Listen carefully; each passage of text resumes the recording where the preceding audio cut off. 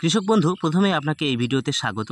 আজকের ভিডিওটি বিশেষ গুরুত্বপূর্ণ বর্তমান সময়ের জন্য, কারণ আজকের ভিডিওতে আলোচনা করব ধানের বীজ থেকে সঠিক মানের লম্বা এবং সুস্থ সবল চারা কিভাবে তৈরি করবেন।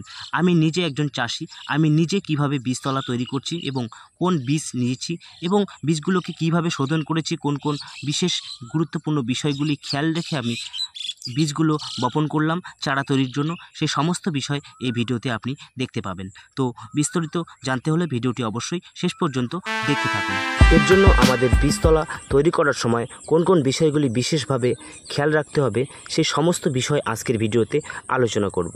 তো কৃষক বন্ধু, আপনি যদি একজন চাষি হয়ে থাকেন, তাহলে যে কোনো রকম ফসলের কৃষি পরিচর্যামূলক ভিডিও নিয়মিত পাওয়ার জন্য, বিশেষ করে আগামী দিনে ধান চাষের একদম প্রথম থেকে শেষ পর্যন্ত ধান ঘরে তোলা পর্যন্ত কোন সময় কী ধরনের পরিচর্যা করবেন, এই পরিচর্যামূলক ভিডিও নিয়মিত সময় মতো পাওয়ার জন্য অবশ্যই চ্যানেলটিকে সাবস্ক্রাইব করে রাখবেন এবং ভিডিওটি ভালো লাগলে অবশ্যই একটি লাইক করবেন, আর মনে কোনো প্রশ্ন থাকলে কমেন্টে লিখে জানাবেন।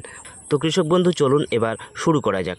কৃষক বন্ধু, বীজতলা তৈরি করার জন্য আমাদের যে বিষয়গুলি খেয়াল রাখতে হবে, তার মধ্যে প্রথমেই রয়েছে মাটি নির্বাচন, অর্থাৎ সঠিক মানের জমি আপনাকে বেছে নিতে হবে।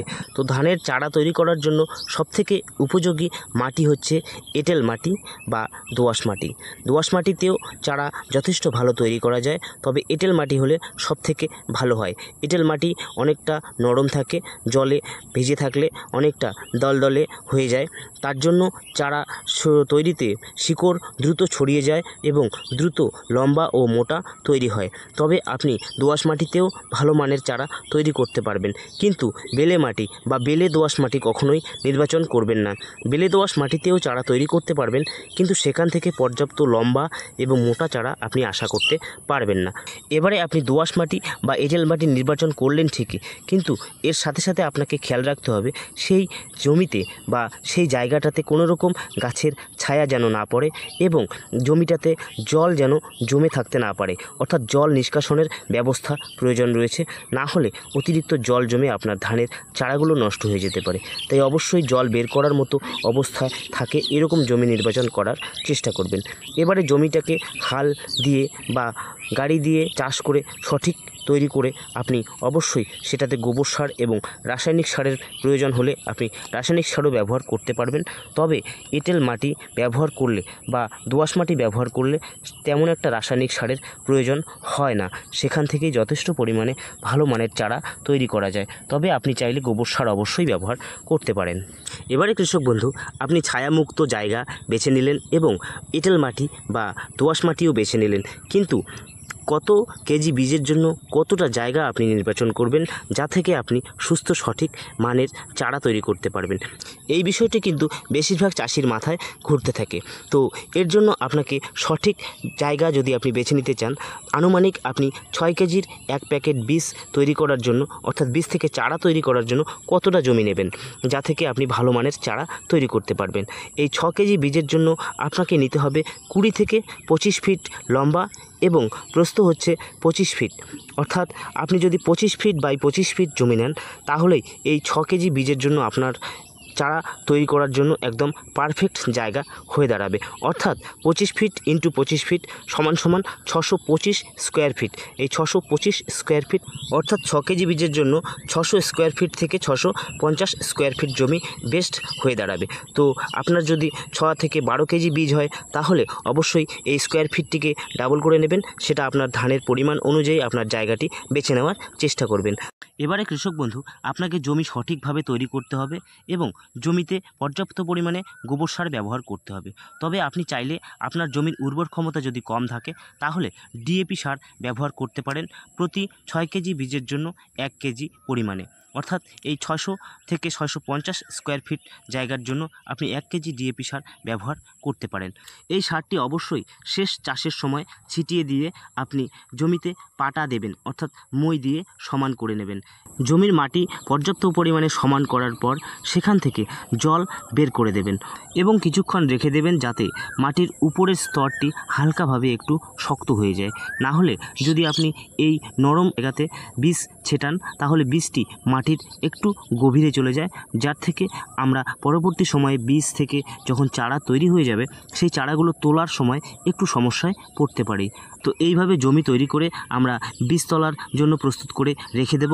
আবার অন্যদিকে আমাদেরকে যে বীজগুলো আমরা নিয়েছি সেই বীজগুলোকে জার্মিনেশনের জন্য এবং রোগ নিরাময় করার জন্য আমরা অবশ্যই সঠিক প্রক্রিয়ায় ব্যবস্থা গ্রহণ করব। তার জন্য আপনাকে যে বিষয়গুলি খেয়াল রাখতে হবে সেটি হচ্ছে আপনাকে সঠিক মানের বীজ নির্বাচন করতে হবে এবং বীজগুলোকে রোগমুক্ত করার জন্য, অর্থাৎ পরবর্তী সময় যেন কোনো রকম বীজবাহিত রোগে আক্রান্ত না হয়, বিশেষ করে বিএলবি অর্থাৎ ব্যাকটেরিয়াল লিফ ব্লাইট। এই ব্যাকটেরিয়াল লিফ ব্লাইট রোগটি বিশেষভাবে বীজের মধ্যেই থেকে থাকে। এই বীজবাহিত রোগ যদি আপনার ধানের মধ্যে থেকে থাকে তাহলে পরবর্তী সময়ে আপনি ধানে পর্যাপ্ত পরিমাণে মেডিসিন ব্যবহার করার পরেও সঠিক মানের চারা আপনি তৈরি করতে পারবেন না এবং ধান থেকে পর্যাপ্ত পরিমাণে সঠিক ফলন আপনি নিতে পারবেন না। তার জন্য অবশ্যই বীজগুলোকে আমরা শোধন করে নেব, যাতে পরবর্তী সময় এই ব্যাকটেরিয়ার আক্রমণ অত সহজেই ঘটে না যায়। তো এই বীজ শোধন করার জন্য আমি যে মেডিসিনগুলো ব্যবহার করেছি এই মেডিসিনগুলো আপনারা ব্যবহার করতে পারেন।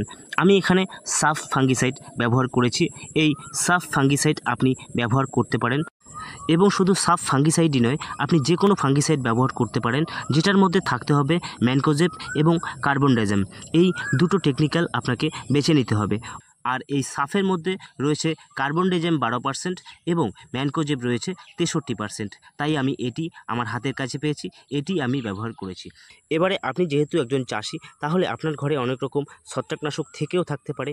আপনার ঘরে যদি M45 অর্থাৎ ম্যানকোজেব 75% গোত্রের যে কোনো M45, যেমন ধরুন ইউথেন M45, ডাইথেন M45 অথবা ইন্ডোফিল M45, এই M45গুলো আপনি ব্যবহার করে বীজ শোধন করতে পারবেন। এই M45 গুলি আপনাকে অবশ্যই প্রতি কেজি বীজের জন্য 3 গ্রাম হারে ব্যবহার করতে হবে। আর আপনি যদি সাফ ব্যবহার করতে চান তাহলে প্রতি কেজি বীজের জন্য আপনাকে নিতে হবে 2 গ্রাম হারে, অর্থাৎ 6 কেজি বীজের জন্য আপনাকে নিতে হচ্ছে 12 গ্রাম অথবা 10 গ্রাম নিলেও আপনি ভালো কাজ পাবেন। এবং ম্যানকোজেব ব্যবহার করতে চাইলে আপনি 6 কেজি নিলে আপনাকে 18 গ্রাম, সেটা আপনি মেপে নেবেন। এবং এর সাথে যে বিশেষ মেডিসিনটি মেশাতে হবে সেটি হচ্ছে ব্যাকটেরিয়া নাশক। অর্থাৎ ধানের মধ্যে সবথেকে ক্ষতিকর সমস্যা হচ্ছে এই ব্যাকটেরিয়াল আক্রমণ। এই ব্যাকটেরিয়াল আক্রমণ যদি ধানে হয় তাহলে সেখান থেকে ধানকে ফিরিয়ে আনা বিশেষ কঠিন হয়ে দাঁড়ায়। তাই ব্যাকটেরিয়ার আক্রমণ থেকে ধানকে সুরক্ষিত রাখতে, বীজবাহিত ব্যাকটেরিয়াকে ধ্বংস করতে এই ব্যাকটেরিয়া নাশক ব্যবহার করতেই হবে। এই ব্যাকটেরিয়া নাশক হিসেবে আপনি স্ট্রেপ্টোমাইসিন ব্যবহার করতে পারেন। স্ট্রেপ্টোমাইসিন অবশ্যই প্রতি 10 লিটার জলের জন্য আপনাকে বেছে নিতে হবে মাত্র 1 গ্রাম। আপনি 6 গ্রামের প্যাক থেকে 1 গ্রাম আনুমানিক হিসেবে নিয়ে নেবেন, তবে অবশ্যই বেশি ব্যবহার করবেন না, কারণ ব্যাকটেরিয়া নাশক বুঝতেই পারছেন ব্যাকটেরিয়ার আক্রমণেই কিন্তু গাছের ঘায়ের মতো তৈরি হয়, আর সেই ঘাটিকেই শুকানোর জন্যই ব্যাকটেরিয়া নাশক ব্যবহার করা হয়, যেটাকে স্ট্রেপ্টোমাইসিন বিশেষভাবে বলা হয়। তো অবশ্যই আপনারা জানবেন যে মানুষের ক্ষেত্রেও কিন্তু স্ট্রেপ্টোমাইসিন ব্যবহার করা হয় যদি মানুষের শরীরের ভেতরে কোনো অংশে অনেক সময় ঘা হয়ে যায়। তো এই ঘা শুকানোর জন্যই কিন্তু স্ট্রেপ্টোমাইসিন। আর ঘা শুকানোর মেডিসিন ব্যবহার করা অর্থাৎ তার সাথে সাথে এই শারীরিক দুর্বলতাও কিন্তু দেখা দিতে পারে। তো অবশ্যই গাছের শারীরিক দুর্বলতা যাতে দেখা না দেয় সেই বিষয়টি খেয়াল রেখে অবশ্যই সঠিক পরিমাণে ব্যবহার করতে হবে। 10 লিটার জলের জন্য মাত্র 1 গ্রাম স্ট্রেপ্টোমাইসিন ব্যবহার করতে হবে। বেশি ব্যবহার করলে কিন্তু গাছের ক্ষতি হয়ে যায়, তাই অবশ্যই বেশি ব্যবহার করার চেষ্টা করবেন না। এবারে এই মেডিসিনগুলোকে 10 লিটার জলের মধ্যে গুলিয়ে নেবেন ভালো করে। তারপরে সেখানে 6 কেজি বীজ আপনি ঢেলে দেবেন। ঢেলে দিয়ে বীজগুলোকে ঠিক এইভাবে হাত দিয়ে নাড়াবেন, যা থেকে বীজের মধ্যে যে চিটেগুলো থাকবে অর্থাৎ পাতানগুলো থাকবে সেগুলো জলের উপরে ভেসে আসবে। আর এই চিটে ধানগুলো অবশ্যই আপনারা ফেলে দেওয়ার চেষ্টা করবেন, কারণ এই চিটে ধানগুলো থেকেও কিন্তু ধানের চারা তৈরি হবে ঠিকই, কিন্তু সেগুলো অবশ্যই রোগমুক্ত হবে না এবং দুর্বল হবে। তাই এগুলো অবশ্যই ফেলে দেওয়াই সব থেকে ভালো হয়। তো এভাবে আপনি ধানগুলোকে ভিজিয়ে নেবেন এবং ভিজিয়ে রেখে দেবেন 12 ঘন্টা থেকে 14 ঘন্টা পর্যন্ত। এবারে এই ধানগুলো যখন 12 থেকে 14 ঘন্টা হয়ে যাবে তখন আপনি এই ধানগুলোকে অবশ্যই সেই পাত্র থেকে কোনো চটের ভেজা বস্তায় আপনি ঢেলে নিয়ে কোনো একটা ছায়াযুক্ত জায়গা অর্থাৎ অন্ধকার জায়গায় রেখে দেবেন, যা থেকে অতি দ্রুত জার্মিনেশন হতে সাহায্য করবে। তো অতি দ্রুত জার্মিনেশন করার জন্য আপনাকে অবশ্যই বীজগুলোকে এইভাবে 24 থেকে 36 ঘন্টা পর্যন্ত রেখে দিতে হবে। তারপর মাঝে মাঝে দেখবেন যে বীজগুলো কতটা অঙ্কুরিত হচ্ছে, কারণ ধানের মুখটি যখন সামান্য ফেটে একটু অঙ্কুর বের হবে তখনই কিন্তু আপনাকে মূল জমিতে সেই ধান বীজগুলোকে ছিটিয়ে দিতে হবে। বেশি লম্বা অঙ্কুরিত হয়ে গেলে অনেক সময় ধানের চারাগুলো একসঙ্গে দালা বেঁধে যায়, যা থেকে আমরা ধানগুলোকে সঠিক মানে ছেটাতে পারি না মূল জমিতে। তো অবশ্যই এই বিষয়টি আপনি খেয়াল রাখবেন। তো এভাবে ধানগুলো তৈরি করে নেওয়ার পর আমরা অবশ্যই মূল জমিতে ছিটিয়ে দেওয়ার চেষ্টা করব। এবারে মূল জমিতে ছেটানোর সময় অবশ্যই আপনাকে খেয়াল রাখতে হবে মূল জমিতে যেন কোনো রকম জল না থাকে, এবং জল থাকলে ধানগুলো কোথায় কতটা পরিমাণ পড়ছে তা পর্যাপ্ত পরিমাণে অনুমান করা যায় না। তাই জল বের করে দিলে সঠিকভাবে ধানের বীজগুলো আপনার চোখে পড়বে এবং কোথায় কতটা পরিমাণ পড়ছে সেটা সঠিক মানে আপনি সেখানে ছিটিয়ে দিতে পারবেন। এবং বীজগুলো ছেটানোর সময় অবশ্যই এইভাবে একটু নিচের দিকে হিট করে অর্থাৎ দ্রুত গতিতে ছেটাবেন, যাতে বীজগুলো যেখানে পড়ে সেখানেই মাটিতে হালকাভাবে বসে যায়, যাতে পরবর্তী সময়ে জল দেওয়ার সময় অতিরিক্ত জলের মধ্যে বীজগুলো ভেসে এদিক সেদিক না যায়। এবারে বীজগুলো সম্পূর্ণভাবে ছেটানোর পর যদি আকাশের পরিস্থিতি ভালো না থাকে অর্থাৎ বৃষ্টির সম্ভাবনা থাকে, তাহলে কিন্তু আপনাকে এই বীজতলাতে জলসেচের ব্যবস্থা করতে হবে। অর্থাৎ বৃষ্টি যদি এই অবস্থায় মাটিতে পড়ে তাহলে বৃষ্টির আঘাতে বীজগুলো এদিক সেদিক চলে যাবে এবং জলের স্রোতে সমস্ত বীজ একদিকে গড়ে যেতে পারে। তাই যাতে বৃষ্টির আঘাতটা সরাসরি ধানের বীজে আক্রমণ না করতে পারে তার জন্য আপনাকে এই বীজতলাতে হালকাভাবে জল স্তর তৈরি করে দিতে হবে। 1 থেকে 1.5 ইঞ্চি মতো জল যদি আপনি জমিতে রেখে দেন তাহলে বৃষ্টির আঘাতটা এই জলের মধ্যে পড়বে এবং বীজটাকে এদিক সেদিক করে দিতে পারবে না। তাই অবশ্যই আকাশের পরিস্থিতি ভালো না থাকলে জল ঢুকিয়ে রাখবেন। আর যদি বৃষ্টির সম্ভাবনা না থাকে তাহলে পরবর্তী সময় মাটি শুকানোর আগেই আপনি দ্বিতীয়বার জলসেচের ব্যবস্থা করে দেবেন। তো কৃষক বন্ধু, এভাবে আপনি অবশ্যই ভালো মানের চারা তৈরি করতে পারবেন ধানের বীজ থেকে। তো এই ভিডিওটিতে শেষ পর্যন্ত থাকার জন্য আপনাকে অসংখ্য ধন্যবাদ।